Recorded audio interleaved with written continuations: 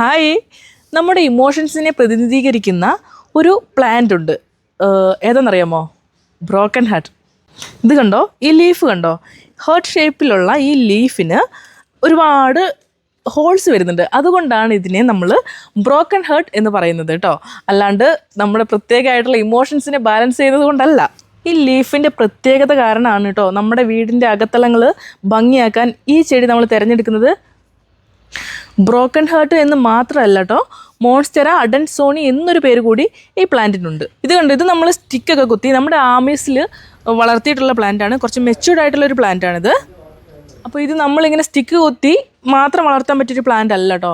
നമ്മൾ ചെറിയൊരു ബൗളിൽ വെള്ളമൊക്കെ നിറച്ചിട്ട് അതിനകത്തിട്ട് വളർത്തിയാലും നമ്മുടെ മണി പ്ലാന്റ് പോലെ തന്നെ ഇത് നല്ല സൂപ്പറായിട്ട് വളർന്നു വരും. അപ്പോൾ നമ്മുടെ നഴ്സറിയിൽ ദേ ഈ സൈസിലുള്ളതും പിന്നെ ഈ സൈസിലുള്ളതും ജിഫി ബാഗിൽ വരുന്നതും ഒക്കെ അവൈലബിൾ ആണ്.